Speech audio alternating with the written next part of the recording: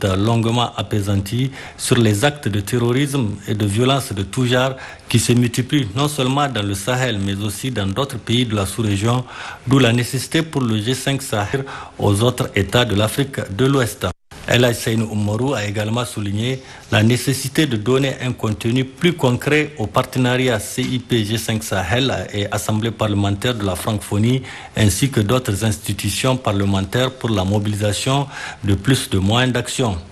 À l'issue d'échanges divers effectués, les chefs de délégation, à savoir Seynou Oumarou, président de l'Assemblée nationale du Niger, professeur Aboubakar Togeni, président de l'Assemblée législative de transition du Burkina Faso, Ali Kaletou Ndiami, vice-président du Parlement de la Communauté économique et monétaire de l'Afrique centrale CEMAC, et Dr Haroun Kabadi ont été reçus par le chef de l'État tchadien, le général Mahamat Idriss Déby, à qui ils ont rendu compte des résultats de leurs travaux. Nous sommes venus en tant que parlementaire et président du G5 Sahel faire une visite de courtoisie. Une visite de courtoisie à son Excellence, Monsieur le Président de la République, chef de l'État, président en exercice du G5 Sahel, mais également lui faire le compte-rendu de nos travaux depuis hier et aujourd'hui, afin que le Président puisse nous donner ses conseils et ses orientations avisées. Et je crois que c'est ce que le Président a fait pendant la période que nous sommes restés en audience avec lui. Les orientations c'est que le G5 Sahel doit poursuivre l'action qu'elle a commencée depuis sa création, les actions de développement et les actions de sécurisation de l'espace du G5 Sahel contre le terrorisme. Et je pense que ce sont des actions qui sont importantes pour tous les États du G5 Sahel. À l'issue des travaux, une étude a été lancée devant déboucher sur l'élaboration d'un plan triennal du CIP G5 Sahel et rendez-vous a été donné à Niamey en septembre prochain pour une table ronde des bailleurs de fonds. Tenue ce matin à Niamey de la session ordinaire au titre du mois de juillet 2022 du Conseil supérieur de la communication. C'était en présence des conseillers, des membres du personnel administratif et technique du CSC. Kadiatou Kembokolo et Lawali Haya.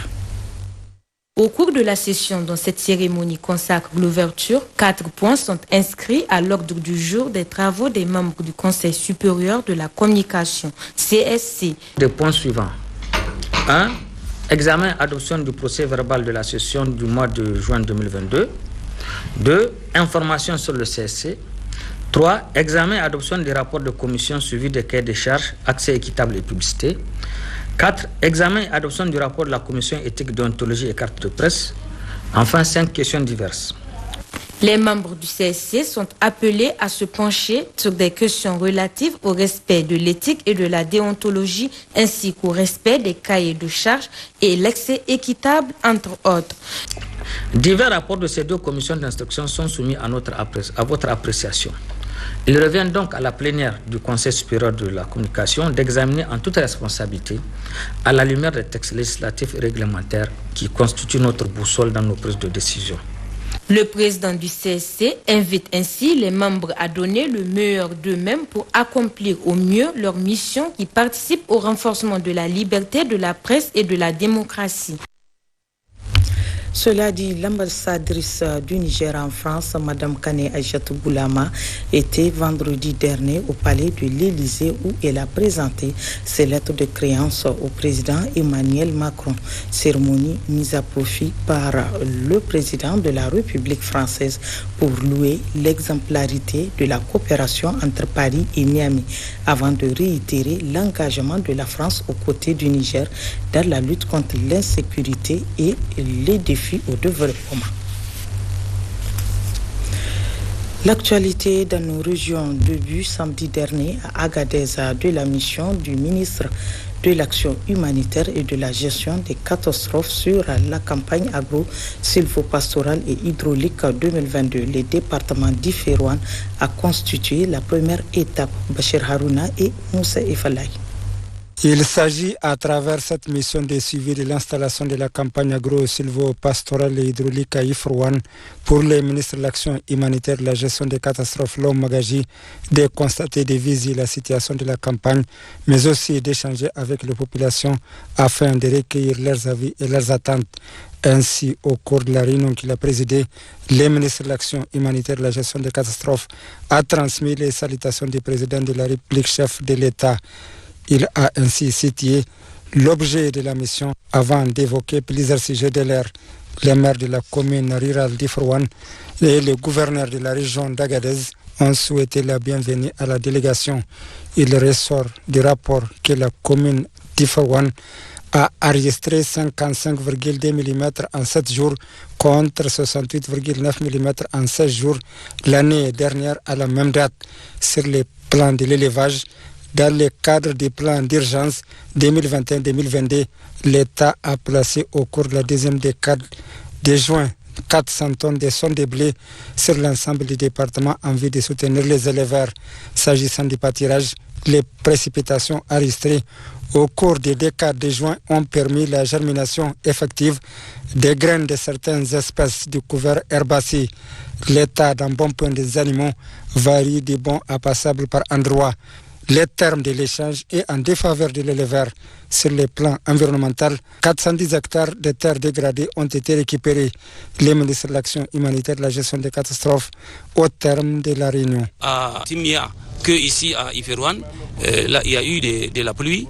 Le tapis vert est déjà sorti, mais en matière de culture pluviale, ils attendent encore un peu. Nous avons constaté que le tapis vert est assez important, en ce sens que de certains animaux déjà sur le terrain, nous avons constaté cela. Beaucoup de petits ruminants sont en train de péter sur donc, le pâturage qui a nouvellement poussé. Et nous avons rencontré également des chameliers qui sont en train de converger vers cette zone, cette cuvette que nous avons vue déjà en passant. Nous osons espérer, dans le département d'une manière générale, les pluies qu'il y a eu il y a une trentaine de jours à aujourd'hui ont permis ce tapis vert qui va permettre en tout cas de renforcer l'embonpoint des animaux de cette région qui ont fort heureusement reçu un accompagnement de près de 400 tonnes d'aliments de bétail dont l'État a mis à leur disposition à titre de vente à prix modéré, dont 200 tonnes ici à Ifrouane et 200 tonnes à titre. L'Action humanitaire de la gestion des catastrophes Lom-Magaji a aussi développé plusieurs points liés à la paix, la sécurité, la vente des céréales à prix modéré et aliments, bétail, entre autres. Dans l'après-midi de samedi, le ministre de l'Action humanitaire de la gestion des catastrophes Lom-Magaji, qu'accompagne le gouverneur de la région d'Agadez et une forte délégation, a visité un seuil d'infiltration dans la commune rurale d'Ifrouane de 200 mètres linéaires. Le ministre de l'Aménagement du territoire et du développement communautaire a aussi débuté la campagne agro-silvo-pastorale et hydraulique 2022 de la région de Difa. Le point de cette première étape avec Ben Youssouf Abdelaziz et Abdraman Machiri. En route pour Goudjoumaria, la délégation ministérielle a marqué un arrêt à Kilakam pour visiter un site de fixation des dunes de 15 hectares fixé et financé par la CCA. Ce site a été réalisé pour protéger le village et la cuvette contre l'ensablement par le service de l'environnement. Le ministre Maman Ibrahim Mahaman et la délégation ont eu d'amples explications sur l'utilité et les avantages des fixations qui menacent le village tout entier et les terres de culture. Toujours à Kilakam, le ministre de l'Aménagement du territoire et du développement communautaire a officiellement lancé une opération de distribution gratuite de la DGC Soudir 2022. 150 tonnes de vivres à 150 ménages, des semences et des engrais au profit des populations vulnérables sinistrées par les inondations d'importantes précipitations tombées dans la localité et qui a engendré d'énormes dégâts, des maisons effondrées, des cases servant d'abri aux communautés complètement détruites et la route nationale numéro 1 cassée, creusée par les eaux des pluies. Autre visite, une ferme avicole de poules pondeuses. Le promoteur produit des œufs de consommation et des fécondés des poussins d'un jour. Il fait face aujourd'hui à des difficultés financières pour accroître sa production. Il sollicite à cet effet un appui de l'État et des partenaires pour le bon fonctionnement de sa ferme. Autre visite, un site de 60 hectares du village de Dirgia, financé par le PROLAC, et un site de petits ruminants du village de Arimalandi.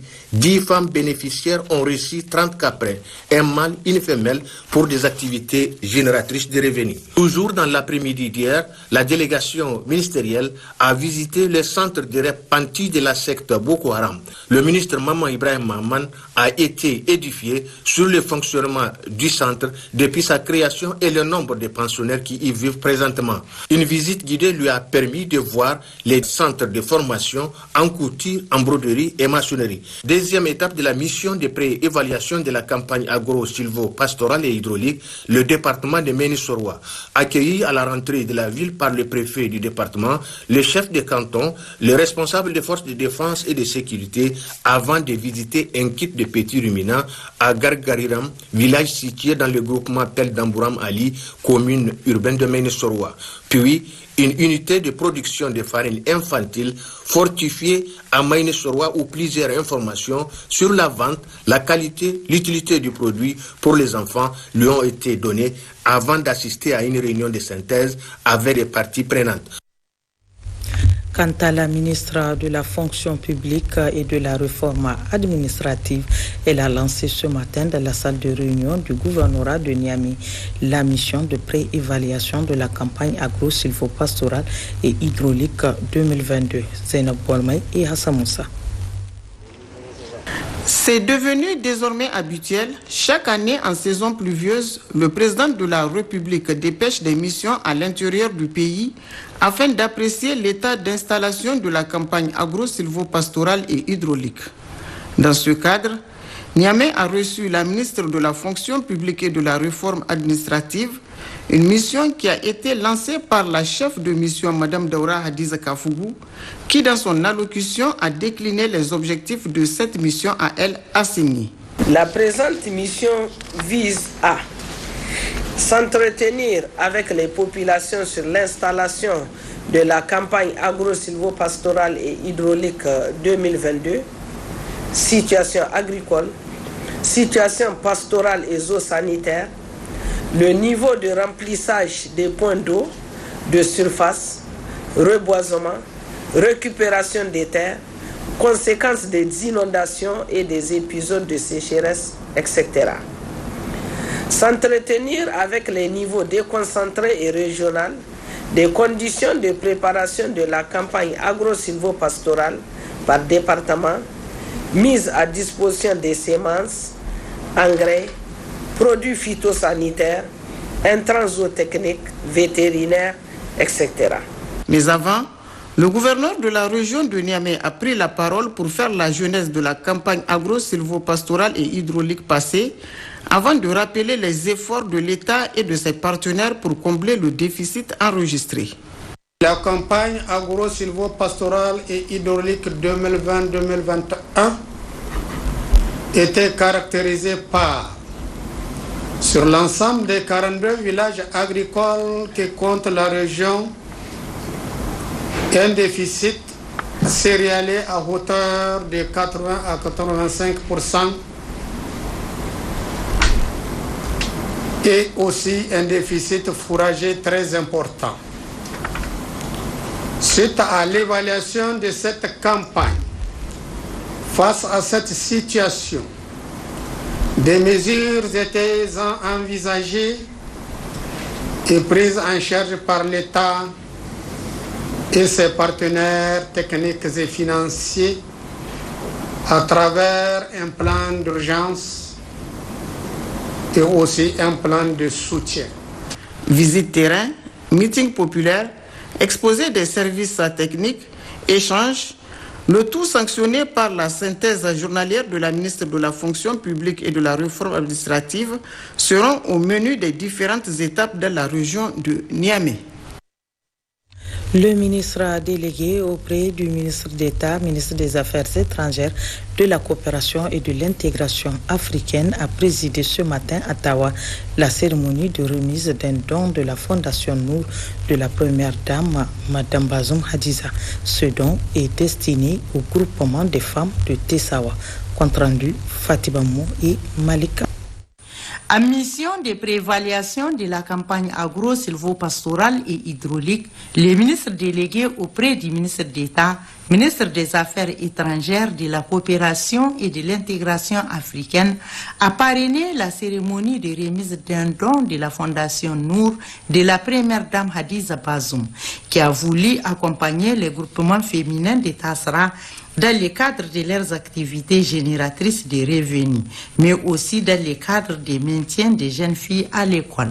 Dans la même foulée, le ministre Youssouf Mohamed El Mokhtar, qui a remercié et encouragé la première dame pour toutes ses actions pour le bien-être de la population.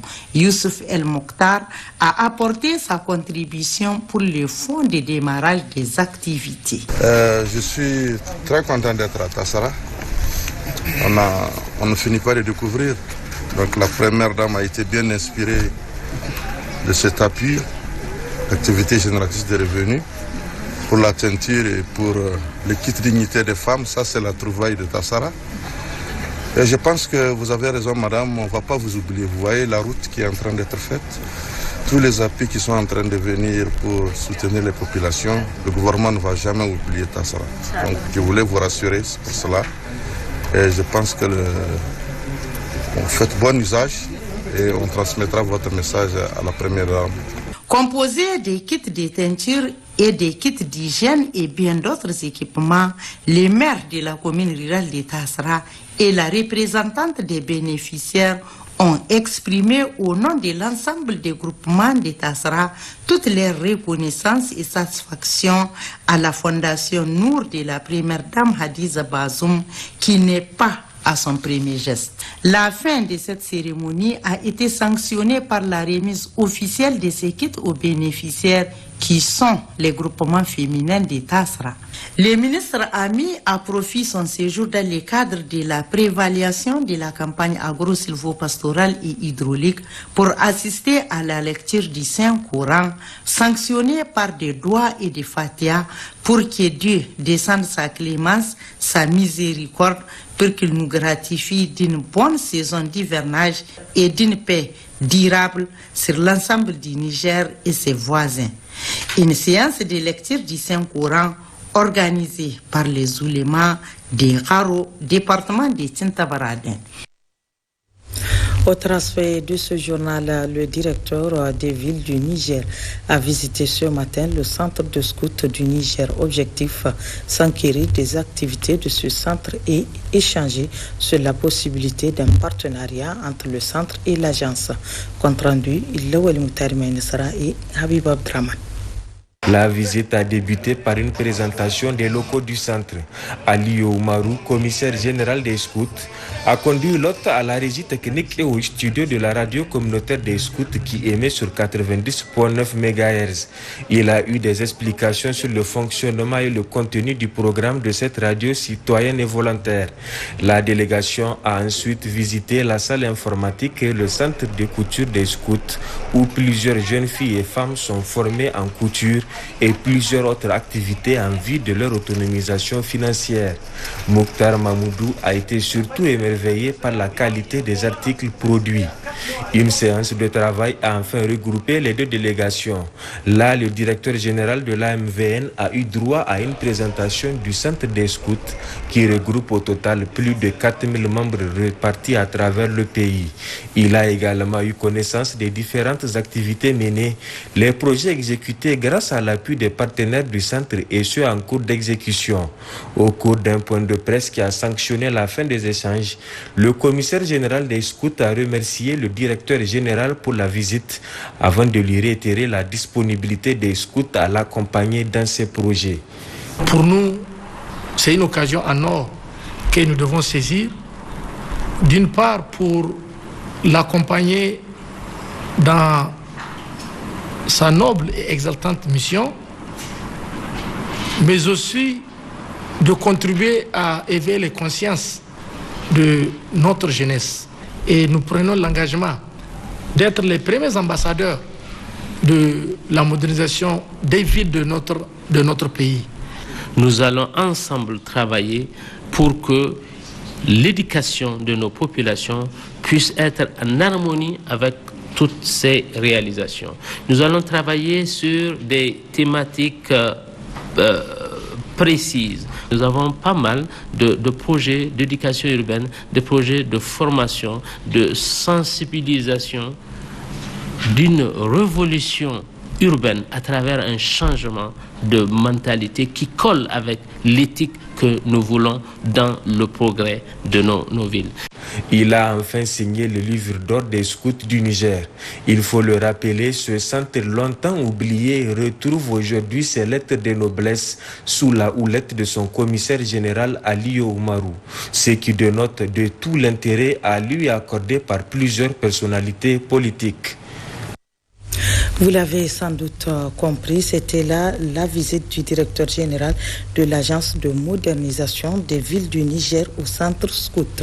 Cela dit, le respect et le dévouement du citoyen pour la collectivité dans laquelle il vit, ainsi que le respect de ses conventions et de ses lois, c'est la signification du civisme. Mais force est de constater que cette notion du civisme est très mal comprise par quelques citoyens de la ville de Niamey. Des comportements observés ça et là n'ont pas laissé indifférents nos reporters Abdoukalim Maman Barmou et Kabiru Abdou qui nous font le constat.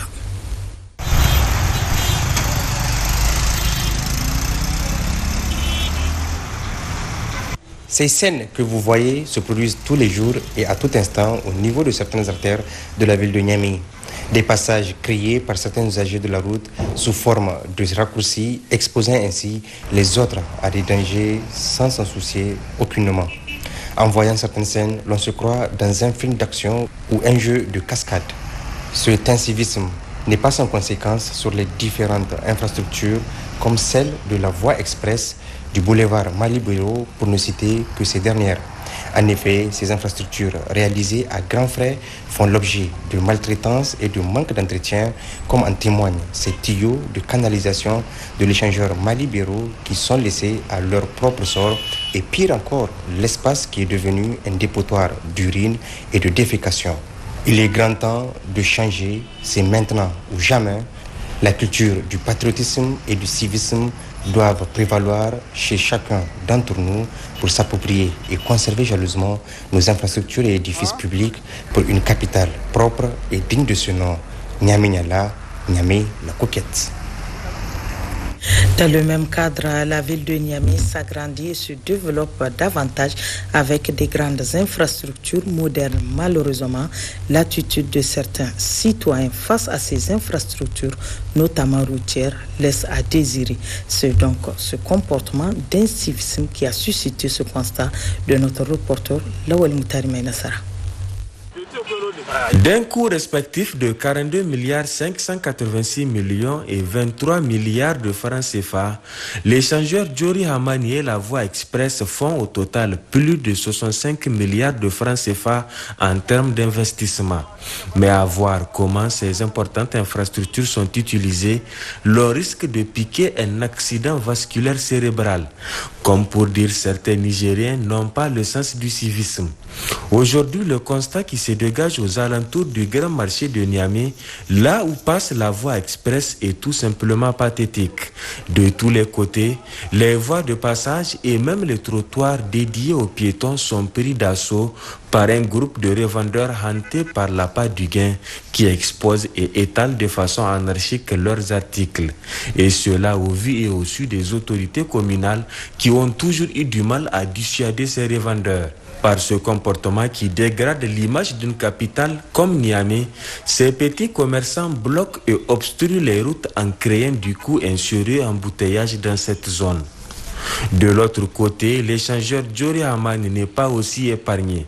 C'est même là où le spectacle est plus désolant, car démontrant la vraie nature de certains Nigériens posant des actes allant aux antipodes du civisme. Tantôt des piétons qui traversent la voie, oubliant l'existence même des passerelles, tantôt des usagers qui font demi-tour pour emprunter l'une des voies. Dans tous usagers des tricycles ou les nouveaux rois de la route, comme on les appelle, ne sont pas à oublier.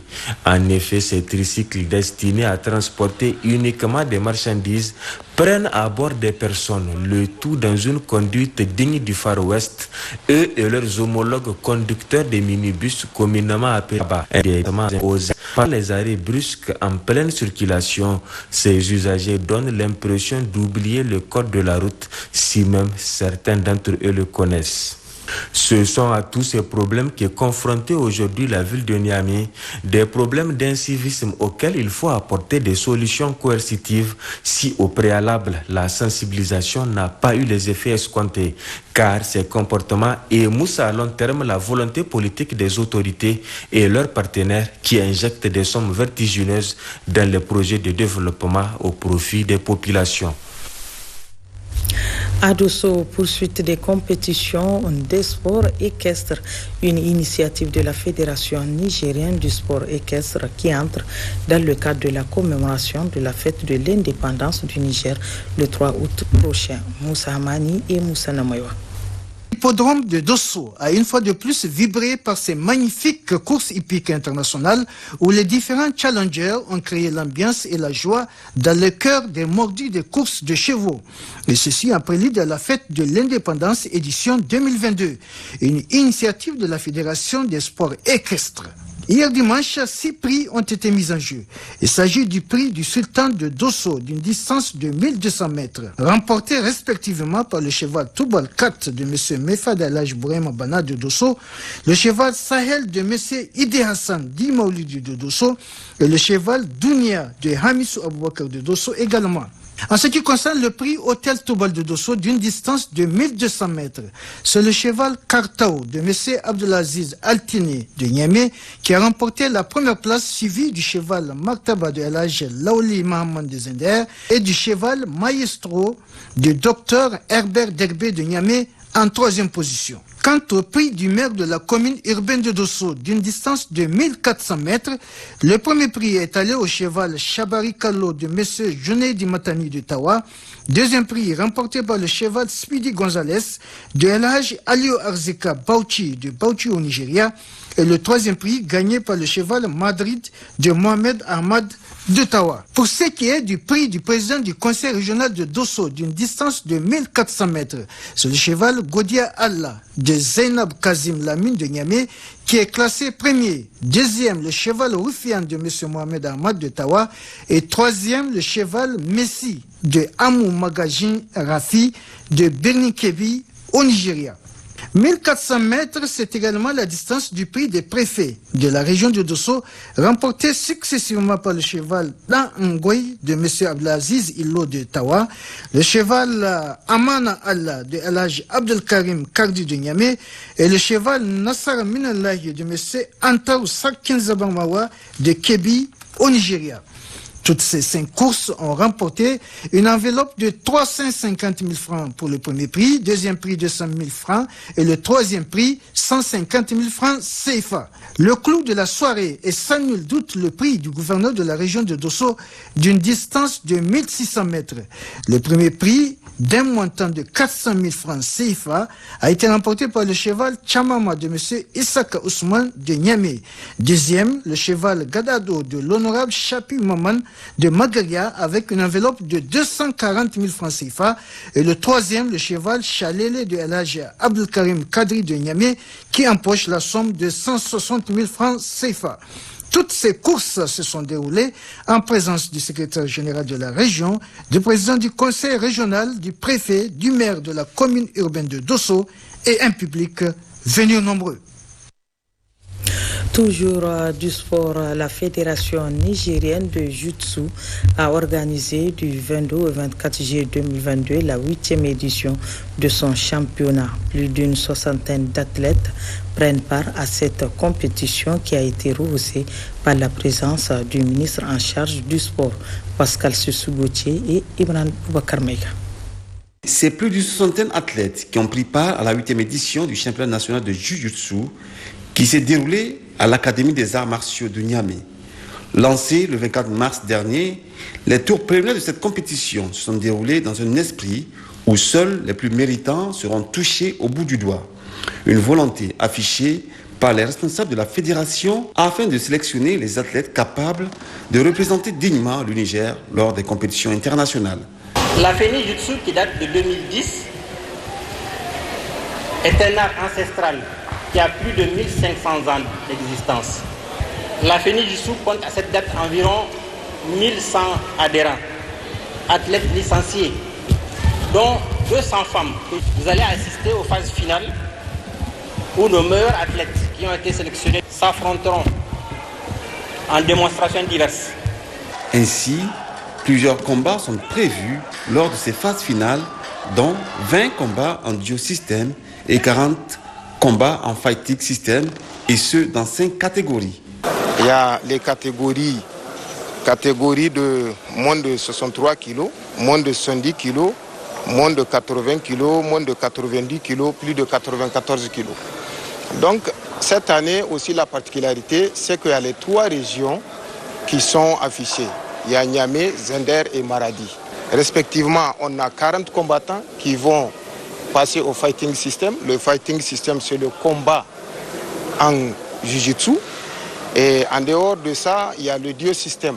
Le duo system, c'est une expression technique du jiu-jitsu, donc un combattant et un agresseur. Le ministre en charge de la jeunesse et du sport a félicité la FENIJUTSU pour la parfaite organisation qui a drainé un nombre important d'athlètes.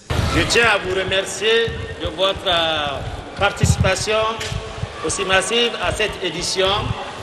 Et je vous tiens à vous dire aussi merci. Et vous dire aussi que le ministère de la Jeunesse et du Sport va toujours être à votre côté et vous accompagner à tous les moments pour que vive le sport nigérien.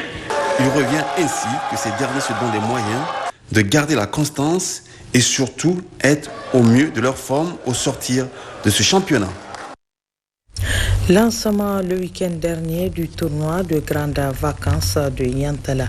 Pour cette édition, le comité d'organisation de ce grand rendez-vous footballistique a créé le cadre nécessaire afin que le tournoi se déroule dans les meilleures conditions. Retrouvons Pascal Susu-Gouti. C'est un rendez-vous très attendu par les amoureux de football en cette période des grandes vacances. 16 équipes reparties en 4 poules de 4 prennent part à la 30e édition du tournoi des grandes vacances de Yantala. Contrairement aux précédentes éditions, le comité d'organisation de cette compétition n'a pas lésiné sur les moyens afin de créer ce cadre footballistique pour la jeunesse de Niamey. Nous sommes en train d'atteindre nos objectifs. Aujourd'hui, le lancement a été vraiment riche en couleurs. Notre objectif consiste à donner une aubaine. Et vous avez vu aux jeunes talents afin de se faire repérer par l'élite du football nigérien. Parrain de cette édition, le premier responsable du Niger Post s'estime heureux de voir l'ambiance et surtout l'engouement autour de ce tournoi. Niger Post effectivement est aux côtés du développement du sport au Niger et en particulier le sport local. On sait très bien que les tournois de grandes vacances sont des grands moments de rencontre pendant les vacances justement. C'est la 4e année consécutive que je suis le parrain et je viens toujours avec vraiment beaucoup d'enthousiasme. Et j'espère que le public sera très content parce que c'est ce qu'on recherche d'abord et qu'on aura aussi des talents qui vont éclore. Invité pour la circonstance, le directeur général de l'Agence de la modernisation des villes AMV n'a pas manqué de féliciter les initiateurs. Le fair play doit prévaloir, a-t-il poursuivi. Ce tournoi vient à bon nommé répondre aux aspirations de notre capitale. Je voudrais pour commencer saluer, féliciter les organisateurs, leur dire que nous les avons toujours soutenus, nous allons continuer à les soutenir et à ce tournoi présent, nous sommes à leur côté. En match d'ouverture, ce sont les champions en titre, l'ASEC en jaune, qui se sont défaits de Qatar sur le score de 2-1. La finale de ce grand tournoi des vacances est prévue se jouer le 3 septembre prochain. Et puis, je vous donne la lecture de ce communiqué et 2 décès.